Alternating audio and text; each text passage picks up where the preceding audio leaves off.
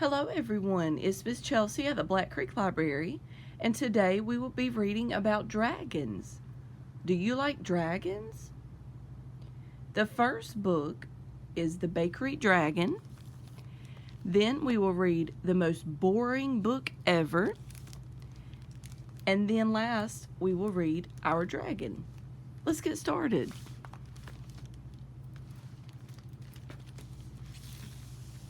The Bakery Dragon, written by Devin, Elle, Kurtz.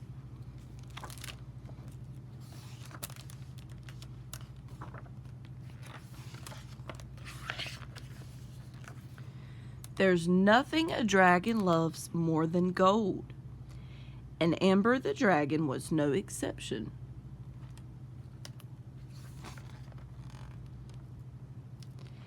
Amber wished he had treasure of his own to guard. Hey, get off my hoard. How'd you get all this gold anyway? Come see it for yourself.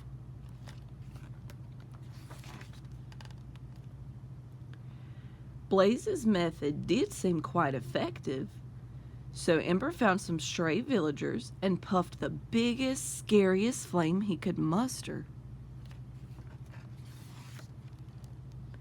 Unfortunately, it was a very small flame. How adorable! Don't feed it or it will never leave you alone.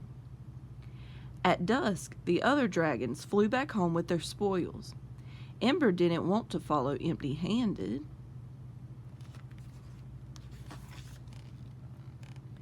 Just then, Ember spied a glimmer of gold in the foggy village. He raced toward it, hope kindling in his heart, but it was only a street lamp. He wandered the darkening streets, drawn toward a golden glow from around the corner. But it was only a window. Ember's feet were too heavy to take him any farther. He curled up in the blanket of warm light and fell asleep. But as he slept, a raging storm blew into town. You'd better come in or you'll be washed off the mountain.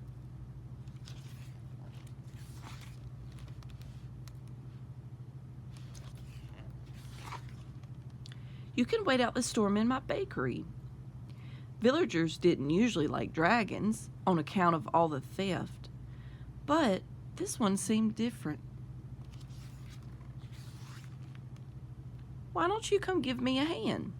Wash first.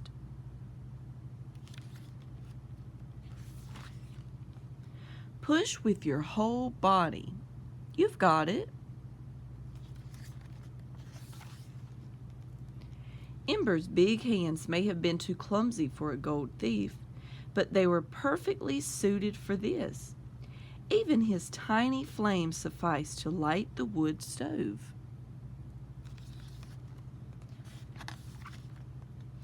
Ember watched, full of wonder, as the gooey blobs of dough transformed like magic into shining gold. Ember didn't know you could make gold. This tray is for you. Back home, curled atop his toasty golden hoard, Ember felt a pang of sadness. He missed the bakery. But when he closed his eyes, it smelled like he hadn't left. It smelled tasty too. The baker's gold was like nothing he'd ever tasted before. It was buttery and rich, crunchy yet soft. It was glorious. Soon the delectable smell drew visitors. Can we have a taste of your gold, Ember? Just one bite each. Unfortunately, Ember did not account for the size of their bites.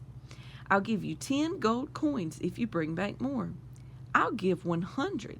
I'll give anything. Their pleading gave him an idea. The baker wasn't so sure. My customers aren't fond of you and your friends. You've done an awful lot of stealing. On second thought, come right in.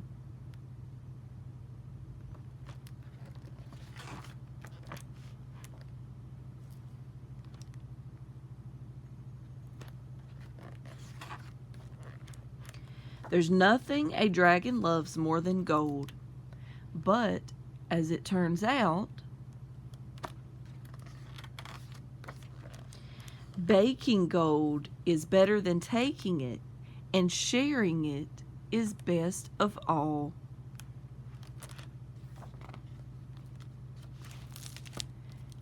And that was the Bakery Dragon.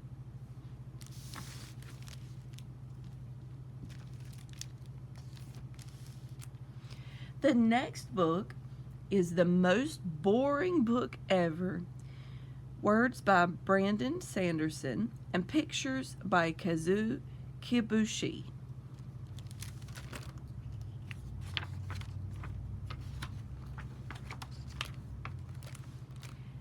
A boy sat in a chair. That's it. He just sat in the chair.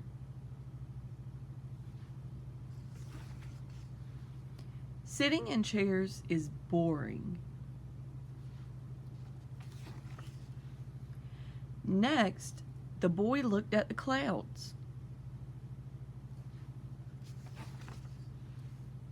There were lots of clouds.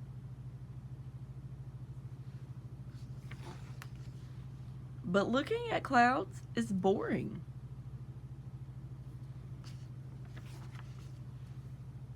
So the boy tried watching for birds.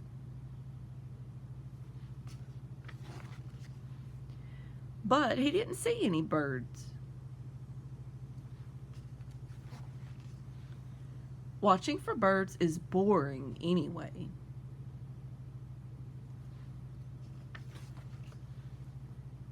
Then the boy thought about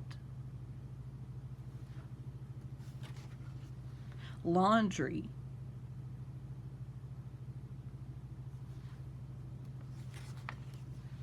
Laundry is very boring.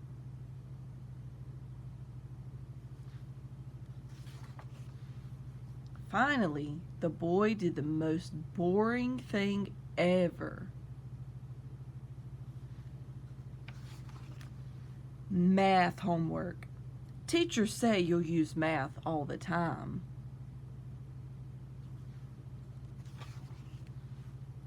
But really, when has math ever helped someone solve important problems?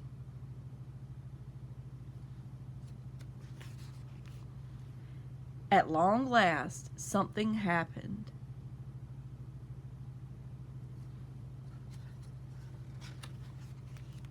The boy got out of the chair.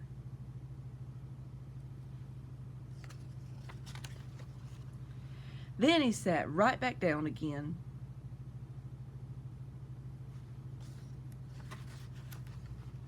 Sitting in chairs is boring.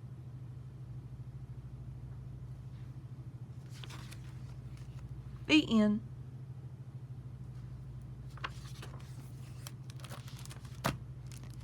And that was the most boring book ever.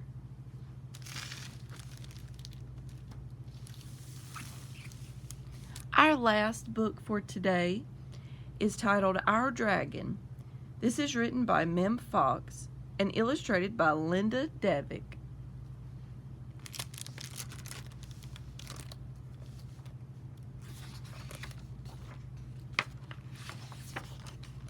So here is our dragon.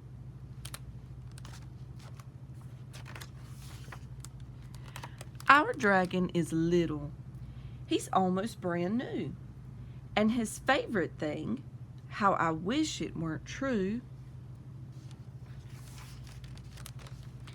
is breathing out fire wherever he goes. It comes from his mouth and it comes from his nose.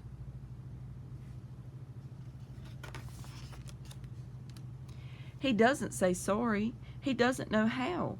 So his parents say firmly, "Please listen right now."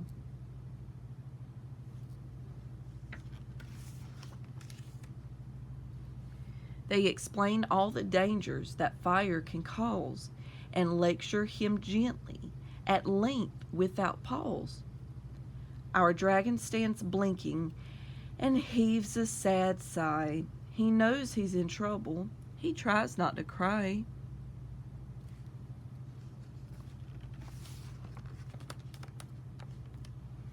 And he also tries hard to behave as required, but flames often spout when he's hungry or tired.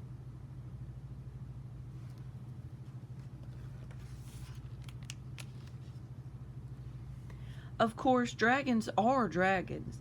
They think flames are fun, but playing with fire should never be done.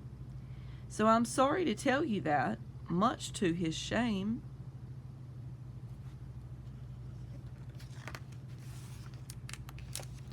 Our dragon slipped up. He coughed up a flame, accidental, of course, in the midst of a game.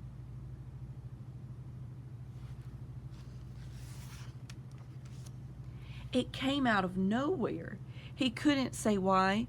It happened like that, in the blink of an eye.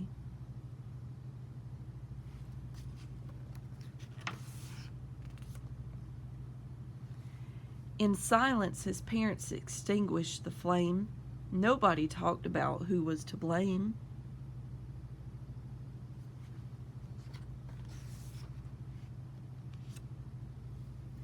But clearly despairing, they spoke in low voices of terrible dangers and making strong choices.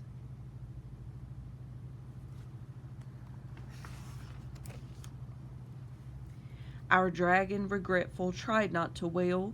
He felt really bad from his head to his tail.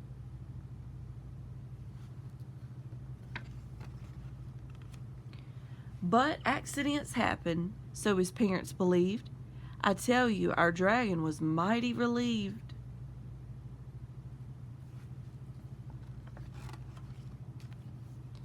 His dad dropped a kiss on the top of his head, and his mother said sensibly,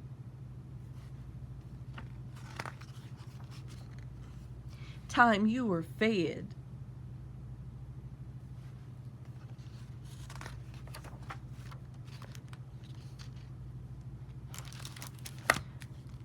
And that was our dragon.